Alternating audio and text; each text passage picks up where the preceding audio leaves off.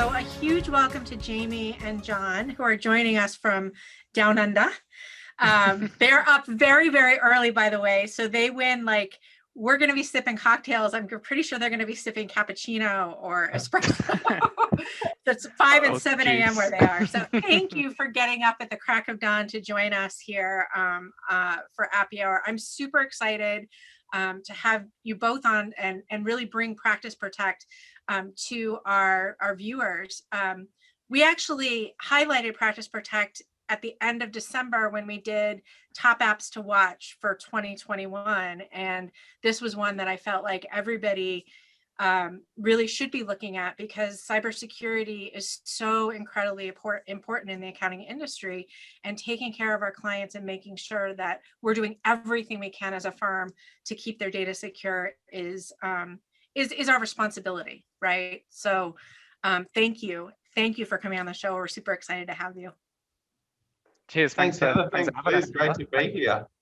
What a big crowd joining. It's great. Yeah, we got quite a few people. We've got people joining us on Facebook. We've got people joining us here in Zoom. So yeah, we got our buds in here. So very exciting. So most of our peers know us, but those who don't, Heather, do you want to introduce yourself? Sure. I'm Heather Satterley. I'm the owner and founder of Satterley Training and Consulting here in lovely Rhode Island. And Satterley Training Consulting is focused on helping companies, accounting firms really implement new technology and streamline their internal processes. So I'm an appaholic, which makes sense because I'm the co-host of the Appy Hour, and I love automation and I hate data entry, and so those two things go together really well. I also have an accounting firm called Satterley Accounting Services, where I work with small businesses, small to medium-sized businesses, and we do everything: bookkeeping, tax.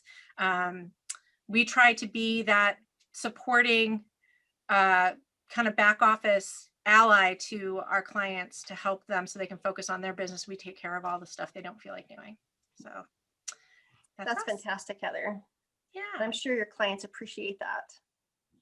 We love our clients. They're awesome, you know, all of them. We have a very similar firm, and so I'll skip some of that and just say ditto, but I'll add on to that and say that in our team meetings, which we try to have daily, and because we're all virtual, and so it means that you have to make sure that it's calendared in for everybody.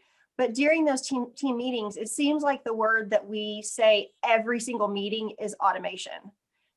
So the more that we can automate and truly automate, not just partially, the happier that we all are, because those are tasks that we can do without and delegate to some type of automation, and then just manage it, which that's kind of our firm's goal this year, is to do as much of that as we possibly can to be automation with integrity, right? I think that's well said. Yeah, automation with integrity. Like, if you can automate, but if things aren't solid, you're just automating garbage. So you have to make sure that the processes and the data are all really quality, and then start with the automation. I agree. And it's going to be interesting, because even our guests that we have here today, they are actually part of our 2021 plan. So there's pieces of the things that they automate that I'll like call out whenever we get there. But, it's really crucial to have as many leaks, whether it's data leaks or it's automation leaks that, it's like parts of it fall through. It's like, plugging all those holes are really, really crucial. So I want to say thank you to our guests that are here today, Practice Protect. And so John and Jamie, do you want to introduce yourselves? Sure, I'll jump in. Hi, everyone. Great to be here on this great day. It feels like there's such a wave of hope coming across everywhere, with things set to be back to normal very soon. So I'm Jamie Beresford, founder and CEO of Practice Protect. We actually have an IT services background. We started Practice Protect in around about 2016, when cybersecurity started becoming, the new bank robbery, I guess, as it was. And we have, I think in 2016, our goal was to get 2016 users. And we now have 12,000 users. So it's been a rapid sort of journey to getting to where we are now. And our goal is by the end of 2023 to have 40,000 users. So good to be doing our very first inaugural Appy Hour session, John. Yeah. Hey, yeah, and hey everyone. Thanks for having us on. Yeah, so like Jamie said, it's been a crazy few years for us, and I think for me personally, it's been very interesting to see how the attitude towards cybersecurity and how everything's shifted over the last couple of years. I can remember when I first started with Practice Protect back in 2017, a lot of it was an education piece. So, we had to educate people about what the problems were. But now, cybersecurity is such a part of the main conversation, but, we're not doing that. So for me, I've just seen the conversation evolve, and it's really good to see now like how seriously, firms and, all businesses are taking this.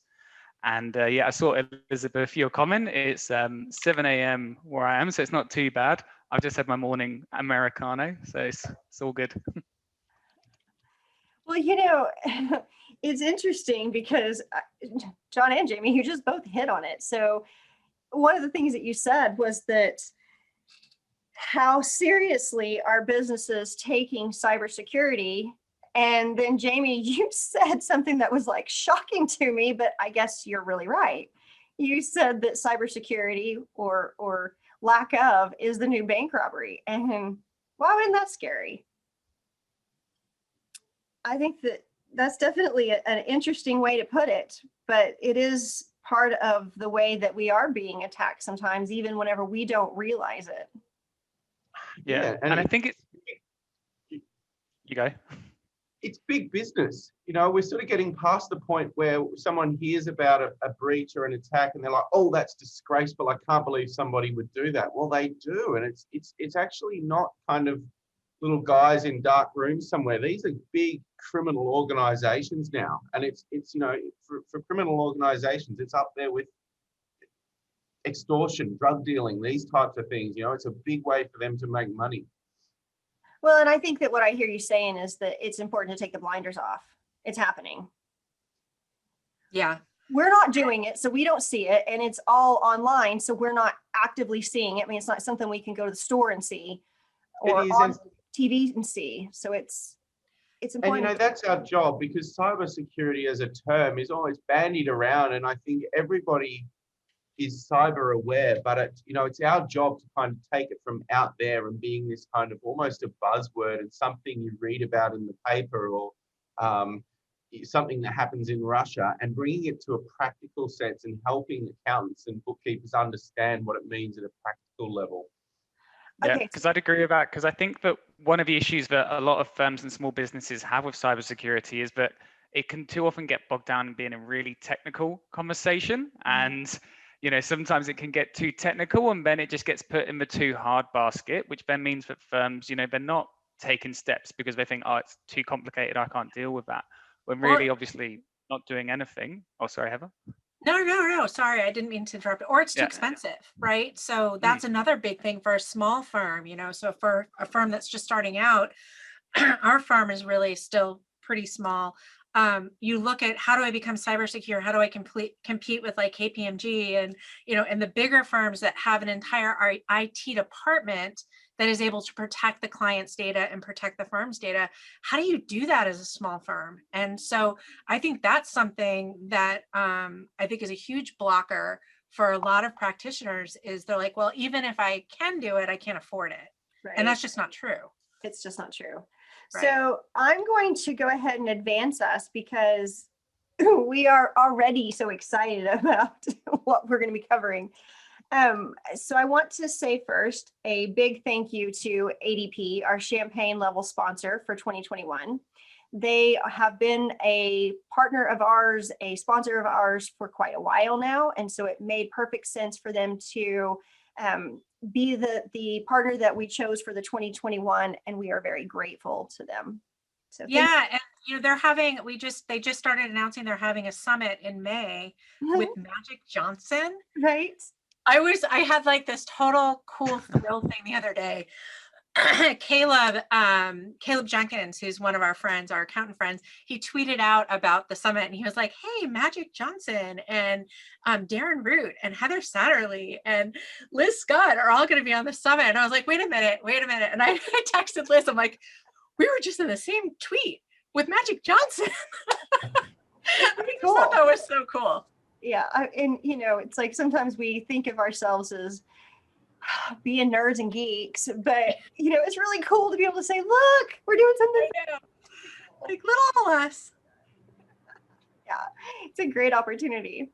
Yeah. So I also want to say thank you to Practice Protect for being our sponsor for this episode and guiding us through some of the ways to protect ourselves as a firm owner and then also our clients.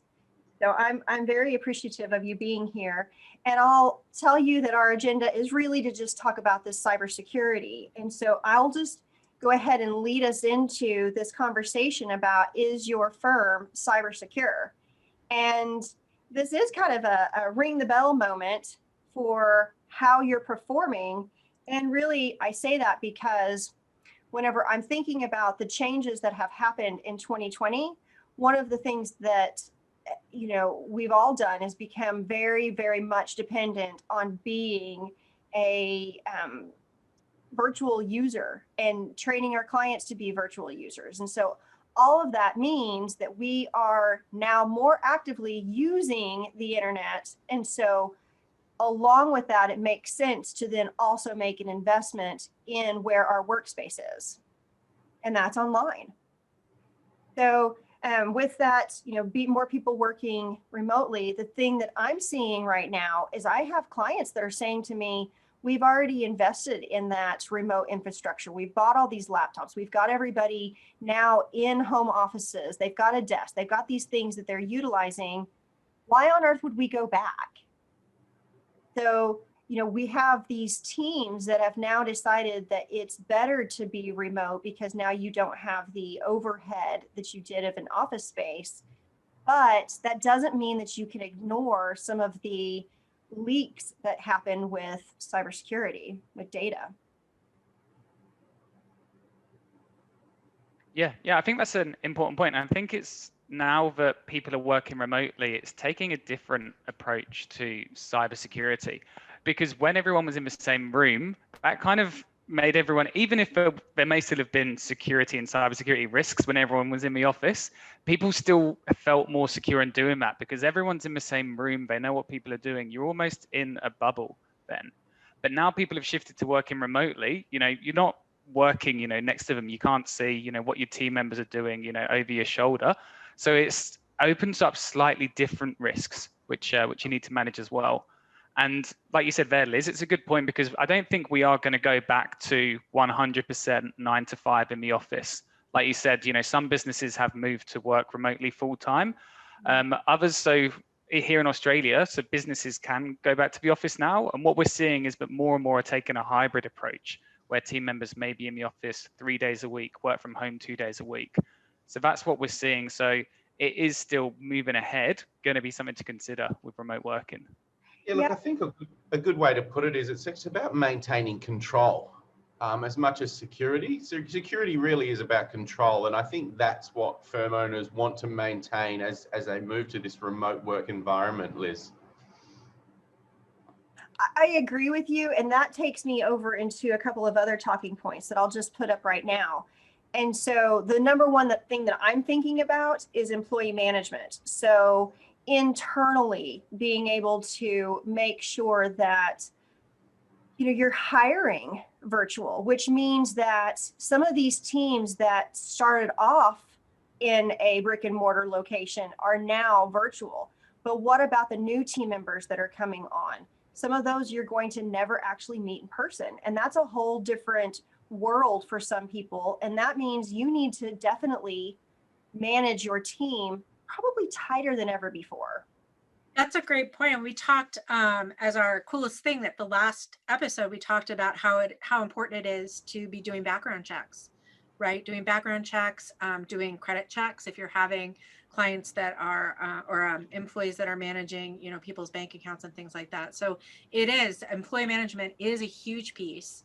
And asset management as well. Like you talked about computers and making sure that, like in our firm, every employee, and we're completely virtual. We're now in 6 states, but everybody gets a computer. So we manage that. We manage that through, the Google Workspace, and basically we control access to what they have access through that Google Workspace. So we send them the computer, they log in through the login that we give them.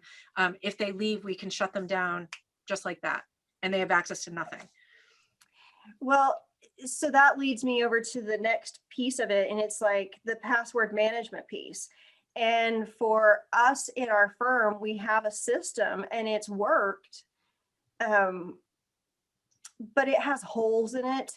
And that's the part that I'm really wanting to fix. I feel like I have a client obligation to do everything in my power to keep their information confidential. And that includes those passwords. And I know that we've had, conversations back and forth about different ways that different people do this. And so I'll go ahead and say in chat, go ahead and share what you're doing. But whenever I think about password management, sometimes firms are saying, I don't want any of those passwords.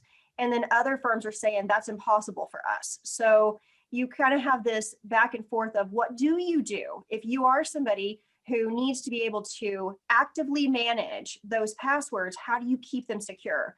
And that's where we really felt like Practice Protect does an amazing job of keeping all of that confidential information secure. And they have a unique way of handling each one of those passwords and team members. So I don't want to give too much away, but I do want to say the thing that we struggled with was, how do you say if this team member needs to have access to this password or not? I would say the majority of your team members probably don't even want to have that responsibility, because you're actually tasking them with a responsibility they might not be comfortable with. And in an accounting firm, you may not have had a choice. That may just be, this is the job tasking. Well, if you've got a way to be able to manage those passwords, and I know some people use LastPass or a couple of the other ones. Heather, can you think of the other ones that are out there? That one just came to mind. There's OnePass, there's Dashlane, almost every virus protection company has a version of a password key. You even have your Apple keychain, your Apple. Oh my gosh, that's right. Yep. You have your Google password. The problem with those is that they're not super secure. So somebody gets access to your master password and they have access to everything.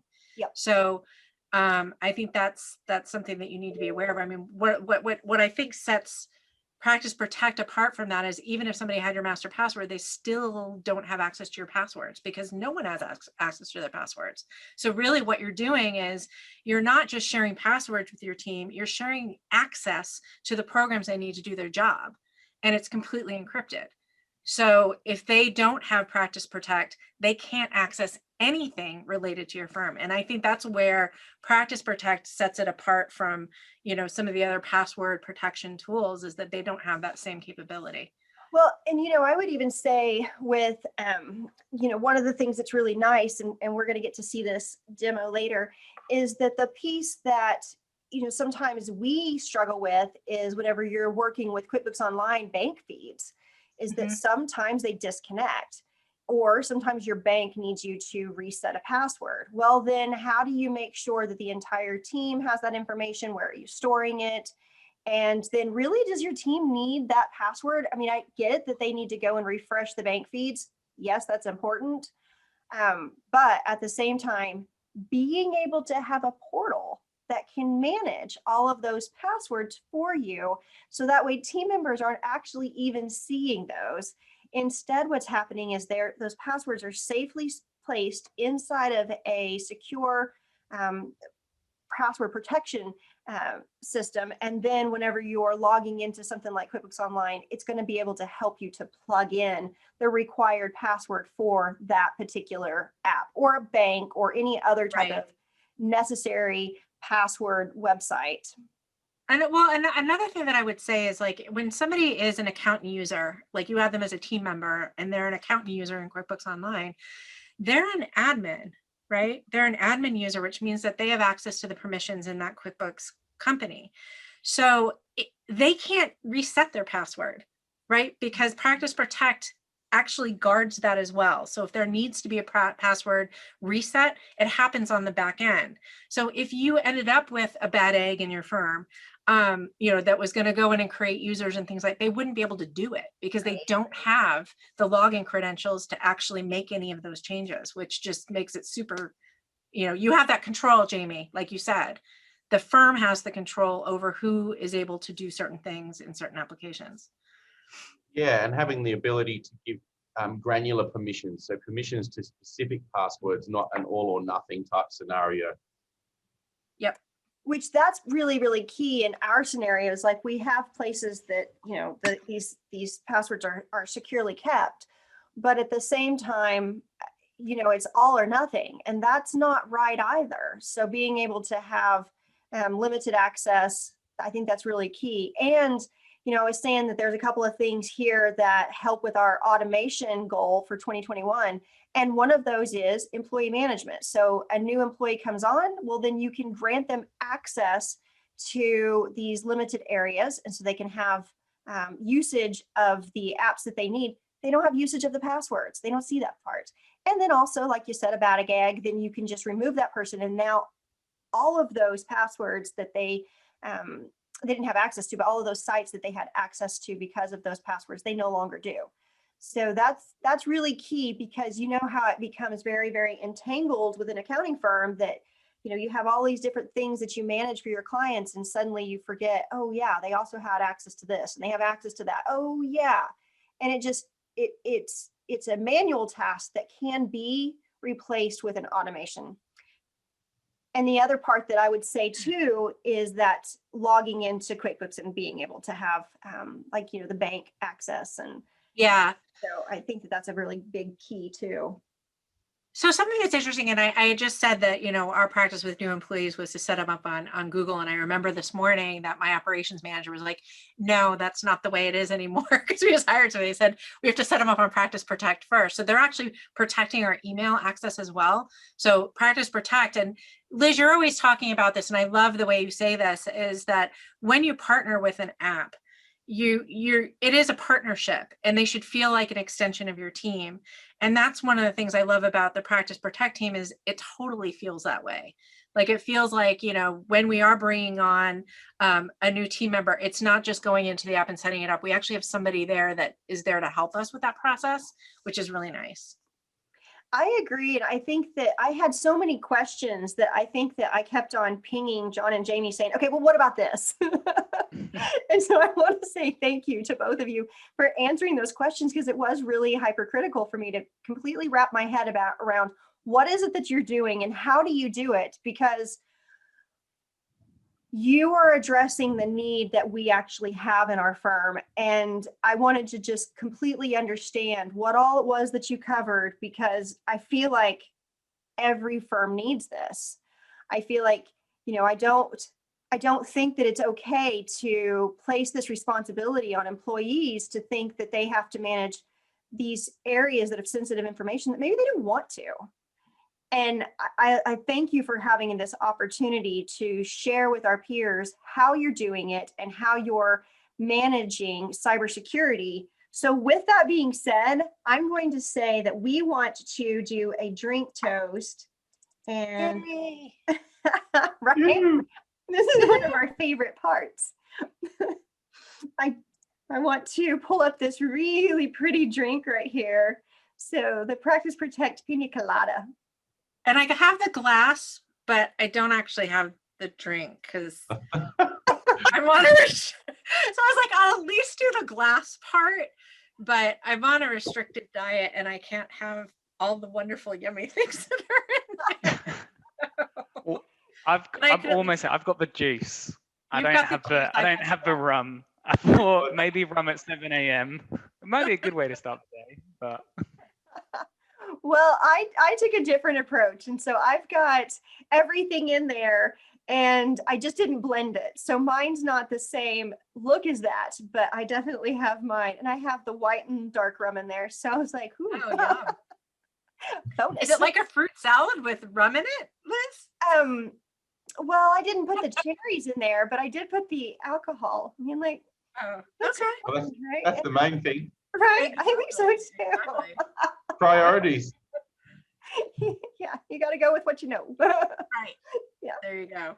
So I'm going to go ahead and say at this point, we are going to have a demo and a more robust explanation of what exactly Practice Protect is doing for accounting firms and that our industry should be paying attention to.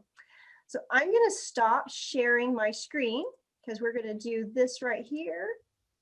And I'm going to invite you to go ahead and share your screen so that way you can Awesome. do the demo. I'll share mine now.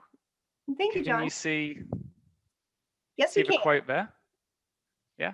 Okay. Awesome. Cool. Well, thanks for that, Heather and Liz. So I guess to start, I've seen there's been a few comments in the chat, and I think some of those comments really relate to this quote on the screen here, which was shared with us.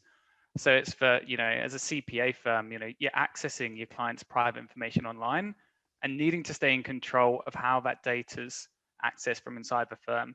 I saw there was a really good comment. If I jump back, I think it was from Anne, who was saying that you're protecting your staff from the opportunity to be accused or even from temptation is an important way to love and care for them. And I think that that's a really, really great quote, because it's not about suspicion, it's about making your team's lives easier as well. Yeah. So I think that's a great quote, and it doesn't surprise me that came from Anne. She's a great contributor to our industry.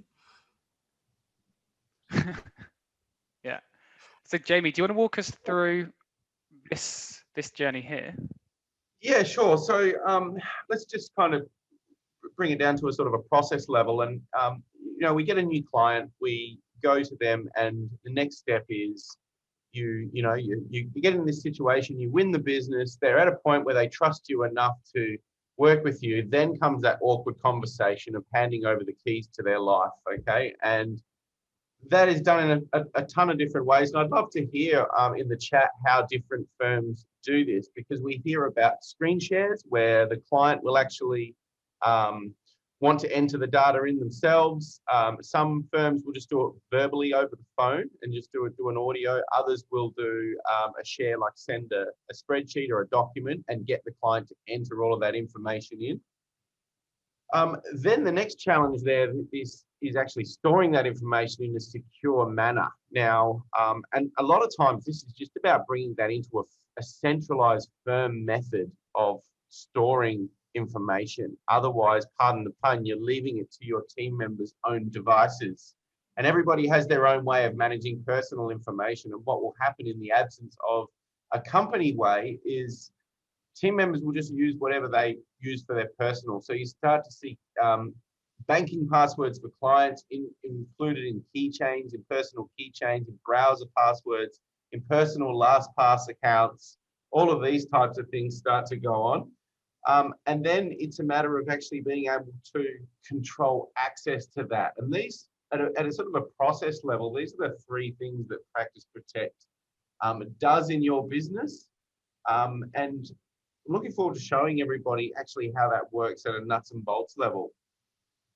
But I just want to zero in, because it's what we hear most about, this awkward capture piece, when it comes that time to get that information off the client. And, everybody now is seeing all of this news about cybersecurity and password leaks and all of these repercussions and fraud and things that are going on out there. And we're calling it the unspoken question. There is a little thing like, okay, I'm handing over everything to you now. How are you actually managing this information? And how can I be sure that in the event something happens, I can pinpoint where it's come from? So it's often this awkward conversation where, and it's something as accountants, you guys do all the time. It's normal, right? You'll probably have some kind of method of doing this, but to a client, it's an awkward conversation. Then from a storage perspective, and we talk about cybersecurity a lot, but we've got to make sure things stay easy and convenient, right? Because at the end of the day, we've got deadlines, we've got things that we need to get done. At an operational level, people are thinking about what they need to get done on that day. And it's got to be easy. You can't argue with easy. Easy comes first. And that is just, unfortunately, the reality when a user is working with information. So it's a matter of making sure that not only is that information stored correctly and stored securely, and having the login details suppressed from the team member, but making sure it's easy and they have that single pane of glass and one place to go to access all of the things relevant to a specific client and all of the things relevant to that employee. Now, the other thing is something I've already mentioned, and is that kind of, maintaining a central way of managing information and managing secure information. Otherwise, everybody is going to do what is easiest for them, and that is often a recipe for disaster. And the big one here is when somebody does leave the firm, that is always, especially if they're a remote team member, it's a stressful process, right? Often, maybe some events have led up to this. Nobody enjoys terminating somebody or having somebody leave their firm. It's a very uncomfortable process. And there's always that small fear, okay, how is somebody going to react? And as Heather mentioned, we do have a big emphasis on service. We have an IT services background, so we have a big humanized response service, and we get these scenarios coming up where team members, where accountants are really stressed about, okay, what have they got access to? How can I make sure everything is locked down? What am I going to do? Am I going to have to call my client and get all of these passwords reset? So these are the kind of the tough things that come along when you don't have a really solid way of protecting your clients from risk and breach, John. Mm-hmm. Yeah, definitely. And I think another point which I saw, actually I have to scroll up a bit, Rachel brought up, is that this is a question that she gets a lot. So it's a question from her clients about how secure cloud accounting is and how secure their data is, which is why we think that one of the first things we help firms with is through building that trust. So when your clients do have those kind of questions about how secure their data is with you, you can then lean back on this. So these are some of the areas which we help firms, and we'll do the demo shortly, but we just wanted to highlight that you can actually then use this as a selling point to your clients and also to your existing clients as well. So let them know just how secure you are and how safe their data is with you. So these are just some of the different areas we help with there. Yeah, can I jump in there a bit? Because it's about having the privacy policy and also updating your engagement letter. And when you go to the, it's one thing to say we take your privacy seriously, but being able to spell out to a prospect or a client exactly what you do and don't do is what sets you apart. And then what can happen is that prospect can go to competitors and ask the same questions on how they do it. And it's likely they're going to get caught out. So we have a big emphasis on this, and we actually have the Cbp certification. And what that means is that your team have conducted training. We run training weekly for team members.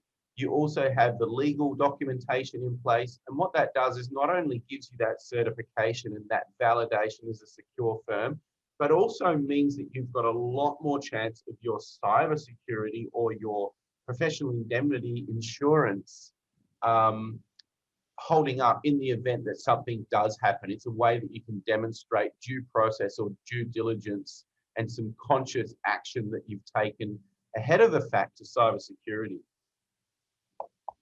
Yeah, definitely. I think, Jamie, it probably makes sense for us to kind of jump into the demo and how it looks. Oh, I always jump ahead one too many slides. So what we wanted to do was talk about this and kind of show it how it would work with you and your clients. So the first part would be capture. So Jamie, what do you have to say here? Yeah, sure. So we find with firms there's two different ways. So some firms will actually provide access to Practice Protect to the client and allow the client to enter their own data. And once you've proven to the client that nobody can actually see those passwords and see that access after the fact, some clients, but it's really only about 20%. Most of the time, the client will do it in the most easiest and simple way once they are comfortable that you are a secure firm. And that is where they will basically just hand over the information either in a spreadsheet or often on a phone call in an audio type arrangement where they'll actually recite the login details to you just so there's no written copy. Yeah, shall we show a bit of a demo of how passwords are entered into PP, John? Yeah, I'll show that now. So here's the Practice Protect home screen. So you can see here, here's all my apps. But with this process of when you're getting client details, you'd be logging them on the back of it here. So you can see here's a list of all of my different applications. And you can see I've got some of these set up for individual clients. So say if I'm bringing on a new client and they're using Bank of America, it's easy for me to just create a new one. So I could just clone this here, and then I can set them up as a new client and store their details in here directly. So say, if so what I'd do is just obviously update the name. So my new client is the Happy Hour at Bank of America. And then what you'd then do is you can do this in a few different ways. Some of our clients actually do a screen share, and they could get the client to put their details in. So you could actually have the client screen share, put in their details, type in the password, and then that's stored in there directly. Okay, and then now that that's stored in there, you can see there's no option to copy and paste or take that out. It's encrypted and it's stored in there. So then that's, I guess, one of the differentiators between this and some other password managers. So with some of them, they're stored in there, but you could still then reach them, copy and paste them out. With ours, it's completely encrypted. So your clients are safe and secure with that. And then once it's set up, obviously you just then need an easy way of giving this access to your team members.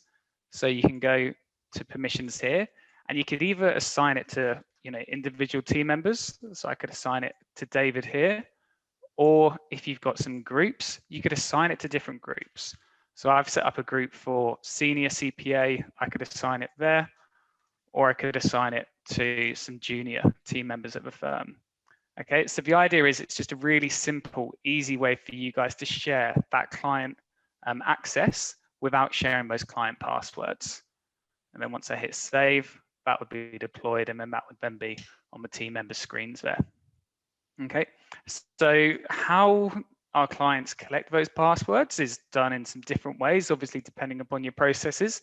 But the idea then is that you don't have an Excel sheet, you don't have a Word document, you've got this library here, and then from here you can assign it to team members, you can take away their access as and when they need it without actually handing over the keys to the kingdom. I think you said earlier, Heather, you said it's about sharing access, not sharing passwords, which is a quote I'm definitely going to steal. Yeah, cool. So after that capture piece, it's then about storage. Okay, so it's about how you're storing it and how your team members are accessing that as well. So in the Practice Protect system, so you saw there how I put the passwords in.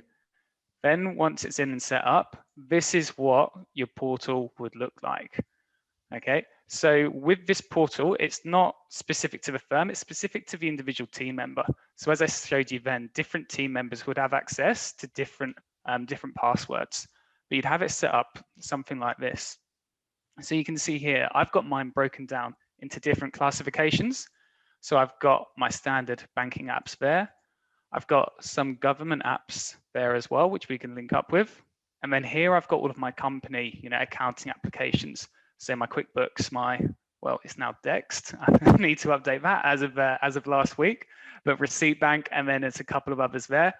And then you can see here, I've then got it broken down by client. And this is what we see. Lots of the firms that we work with, they've built up huge libraries. So for each of your different clients, you'd have access to, their banking. These ones are e-commerce clients. So we've got Shopify, we've got Amazon. Also, we've got their sales tax in there for the specific clients. So everything's just done here. So you can give this access to team members, and then importantly, take that away really easily when you need to. So I'm gonna stop and I'm gonna say there's a couple of questions about this and the way that things are being grouped. And I think I heard you saying that that's an option. You get to choose how do you want to group it. Do you want to group it by client and then be able to have all of the pieces that pertain to that client? So if we look at the Blitz e-commerce, we've got Amazon there, we've got Shopify, we've got the banks. There's 2 different banks there. And so we've even got the sales tax. So that's the management spot for all of that particular client's apps, correct? Mm-hmm. Yeah. Yeah, correct. This is the employee view. Right. Yeah. And Yep. then, you could have that set up as a group and a role as well. So you could assign these to team members and take them away. So, if a team member's only working on a couple of clients, you would only give them access to, Blitz and designer pens. They may not be working on Omega. Great. And our team members love this because we have it organized by client. And so it's easy for them to find, use the search to go through and find exactly, what they're logging in as it starts to grow. So. Mm-hmm. Yeah. And that's the thing, it's a cybersecurity and a control thing. But what we find once team members get used, it's the convenience aspect, that single pane of glass to access everything. Yeah. Yep. So from here for your team members, it's just as easy as they come in here. So I've got QuickBooks set up here. They come in, click on it, and then it's that one-click access for them. So now I'm logging on here. I don't know what that password is, but it's taking me through, logging me in automatically there. Okay. So that's as simple, as it is there for the team members, that one-click access as well. Like you mentioned earlier, Heather, we do put some additional controls around some of your applications to prevent password resets and people from jumping out of those systems. So when we have new clients come on board, we do have quite a detailed onboarding process, because the thing is, with a cybersecurity application, if it's not set up correctly, then you're missing out on some of those security aspects. So we have a really detailed onboarding process that we go through with all of our clients to make sure that everything's set up securely in the system. And as part of that, we set up email redirection rules so that your team members, they're not able to reset passwords or circumnavigate or then go out of the system. Yeah. We have a question, and I think this is a good place to ask it. Jim's asking a couple of questions, actually. The first one is, can you explain how that 2-factor authentication is handled? So like when you went to QuickBooks and it said reset, and then it says, do you want to send it? You guys have something on the back end that actually captures that, right? And actually confirms it. Is that right? Yeah, so we set up mail redirection so that email will come to a centralized location, so multiple people can access that. Gotcha. Does that answer your question, Jim? So yeah. Often when there's challenge questions, they do need to be presented to the user, okay? But at least it's the way we see it as one factor not being presented to the user. Unfortunately, it's a text message, and that's a difficult one. We're making it easier than it was. But unfortunately, if that text message goes to your client, then you still need to follow that same process. What we do once say here, like I want to interject right here, because one of the things that we are switching over to is, instead of it being a actual cell phone that is texted to, we're actually sending it to a virtual server that's acting like a phone, and so then we have access to that. Exactly. That's exactly what I was going to say, Liz, is using something like Twilio. I don't know if I'm pronouncing that right, where you can set up basically a phone number, but the phone number is actually not a phone number. And anybody on the team that has access to that account would be able to retrieve the password, but it's not going to show up on their phone. It's not going to show up in their email. And, so somebody's asking, Rachel's asking for you to spell that one. And I would even say too, that your virtual phone servers, you could have some of those text too, because some of those, whenever you're. Can you explain that, Liz, when you're talking about virtual firm server? Because so for us, we don't actually have a real office phone. We're all virtual. And so for us, we use a virtual phone. And okay, I see. So a voice over IP. Right, yes. And so, Okay. you could do the exact same thing with the passwords too, and send it to that. Got one. it. Got a What do you dashboard to use? log into? What do you use for that? We use Uma. What do you use? Vonage. Okay.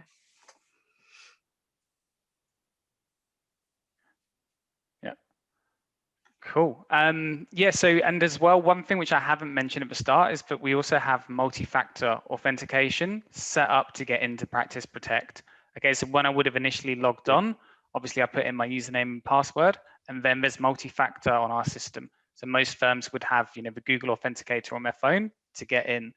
And then having this means that, often people wouldn't have it switched on for all of their other applications.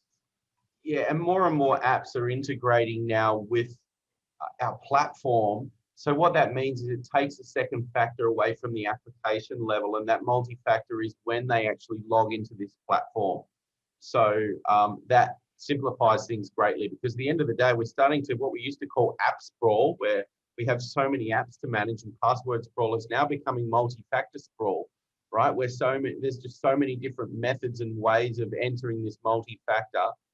As the cloud becomes so much more prevalent, firms are moving, applications are integrating with single sign-on tools like Practice Protect. So it's all through a central, single multi-factor system. And I think this plays into your question, Les, where and we get this question a lot. Okay, we're centralizing kind of control, and we're centralizing everything through this one single doorway. What happens if somebody gets into that doorway? So let's, shall we move on to that side of things, John? And this comes into that control piece. Yeah, so really good point, Les, because it's then about the security which you put around Practice Protect. Okay, so with Practice Protect, like I mentioned earlier, all access is protected with multi-factor authentication, but then we take that a step further and we put in more security policies around that as well. So one thing which we set up for all of our clients is we'd set up location restrictions. Okay, so we'd set it up so that your team members can only log in from authorized locations. Okay, so, and how you go with that, you can get really granular or you can leave it more open. So some firms, what they do is they lock down to a specific location. So you could lock down to your office's IP address, or Remote I know office? lots of firms are working, remote offices. Lots of firms are working from terminal servers. So you could lock yourself down to your hosted cloud environment. So your team members only log in from there. Or what else we're seeing is that team members would lock them down to a specific country. So my accounts log down to Australia only, but lots of our clients would log themselves just down to the States. The reason for that is that when we're seeing hacks, happening, 90% of the time, they're not happening from within your own country, they're happening from overseas.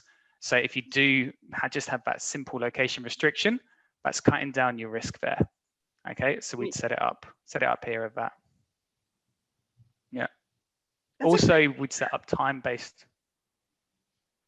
Yeah, thanks. So you can Also, actually- we'd set up some time-based restrictions. Sorry, You go, John Jamie.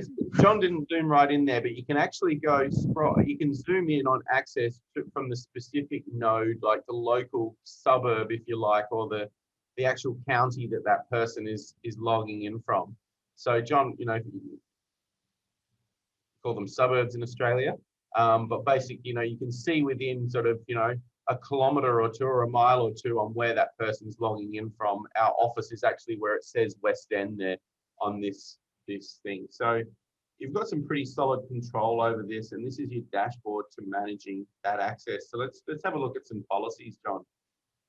Yeah, well, that ties on. So Susan was asking, is it to reset that location for traveling? And yeah, that's super simple to set. So you can see here, I've got this policy to restrict to the US, but you can easily add in other countries as well.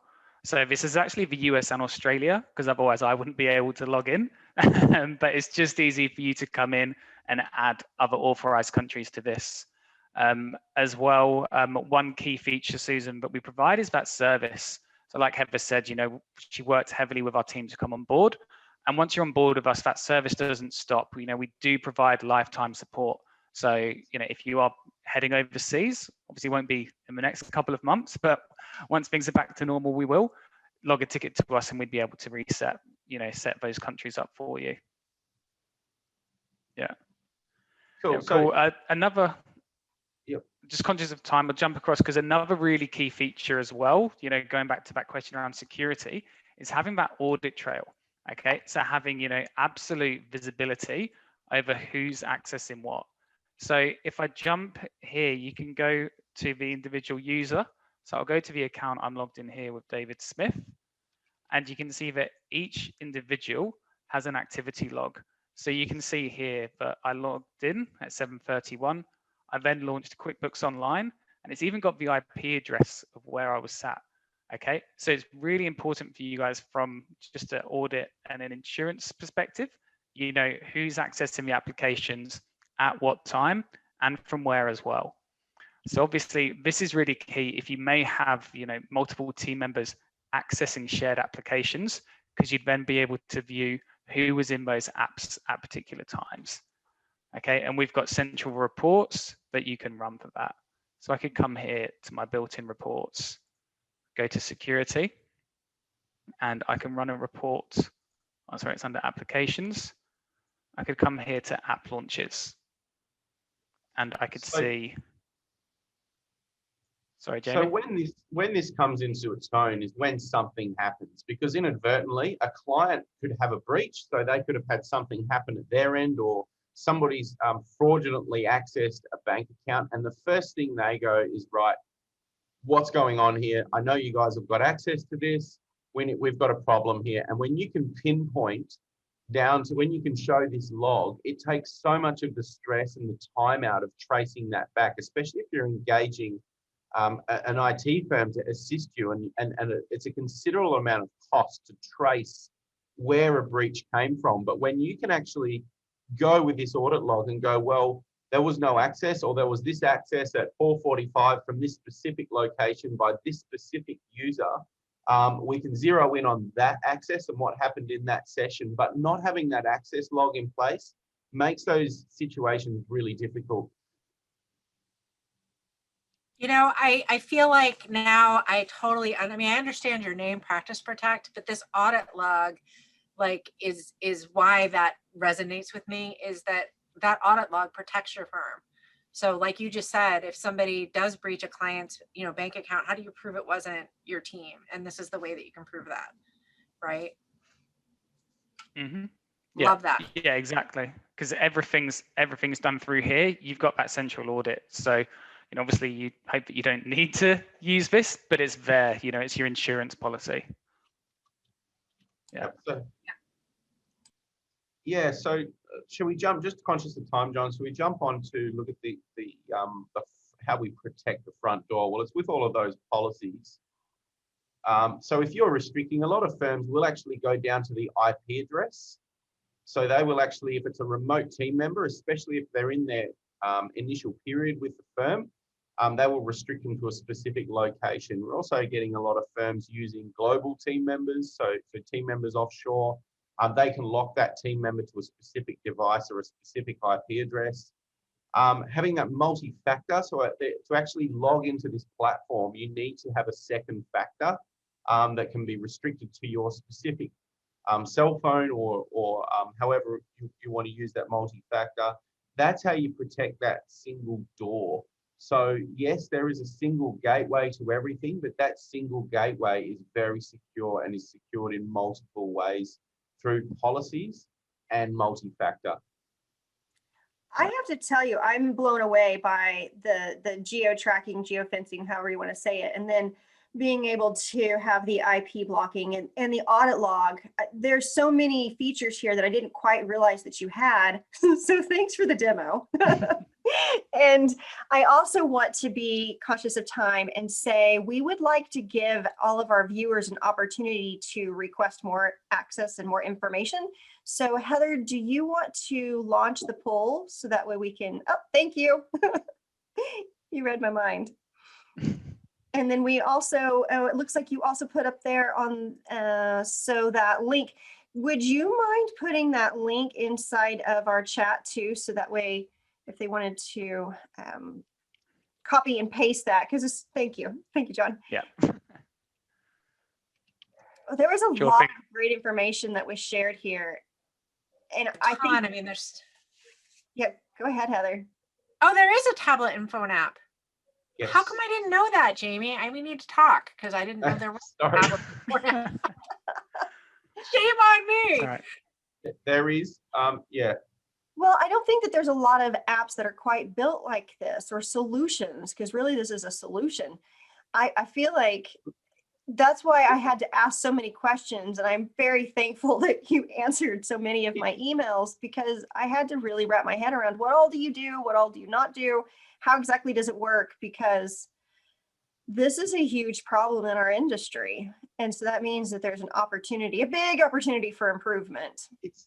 You've hit the nail on the head, Liz. It's not just an app, it's a service. You know, as each challenge comes along and the new app comes and they've got a different way of authenticating, we put our heads together and figure out the best way that that app works and then provide that service. Now, 70-80% of our clients don't go into their own portal. They get us to do everything.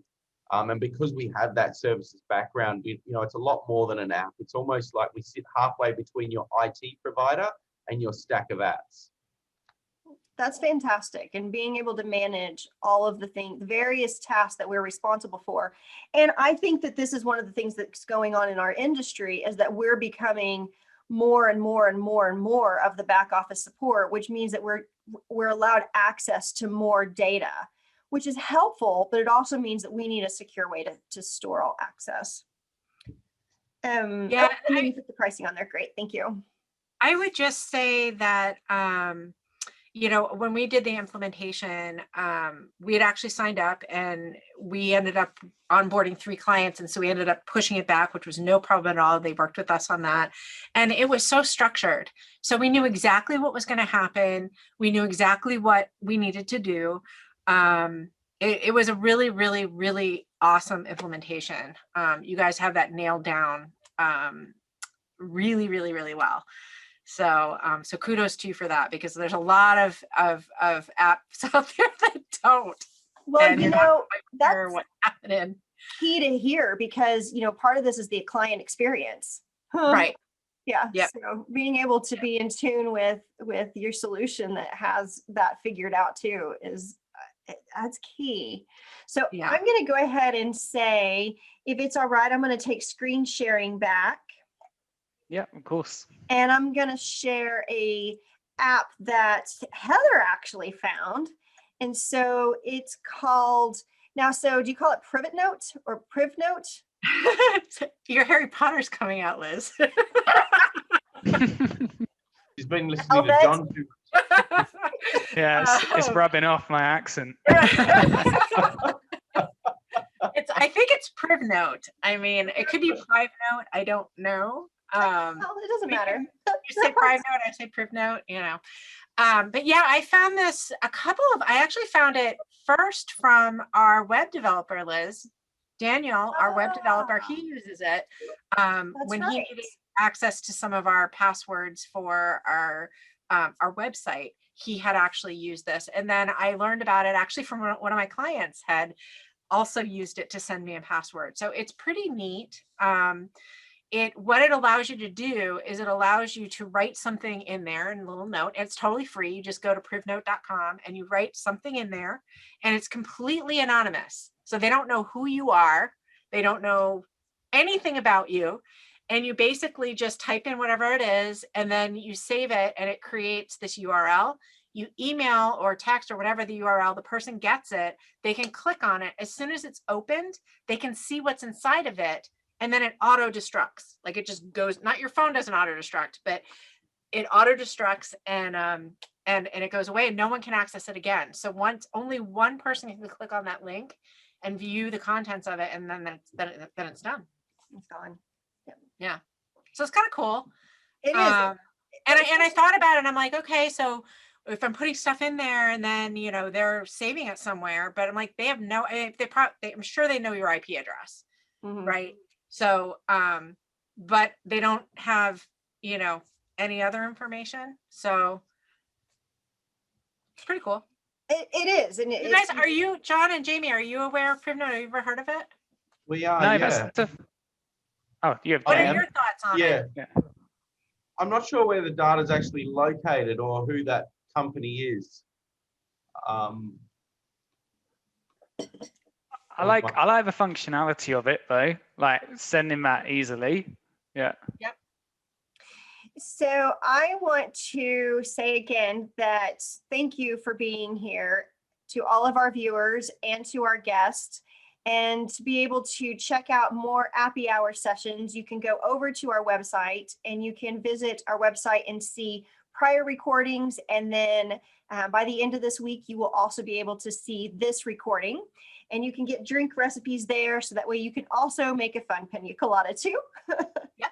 And then also, don't forget to join us via the Facebook groups, and then also make sure that you're registering for Zoom. If you are joining us by Facebook, you're missing out on some of the fun chat that's happening. So we have a lot of dialogue that goes back and forth. So make sure that you've signed up for Zoom. And then I'll also share the upcoming episodes that we have. We have Outpost that's going to be coming and helping us to declutter our email. That's such a huge undertaking. And so they've got a solution, and it's a familiar friend. So our friends at LivePlan have created another application. And first they had developed it internally, and then they decided this needs to be shared. So we're excited to have Outpost that's going to be coming on the show, and then also Auto Review and Melio. So Melio is going to be coming back to share some more features and how to utilize Melio. As more and more of us start to use it, they're going to have some more answers for us. And then we also have Lisio that's going to be coming on. So there's lots of things to join us for. And thank you for joining us today. And thank you, Practice Protect, for showing us how to cyber secure our firms and our clients' data. Yes, no, fantastic. Thank you so much. We really appreciate it. Yeah, no, thanks for having us, guys. That was a lot of fun.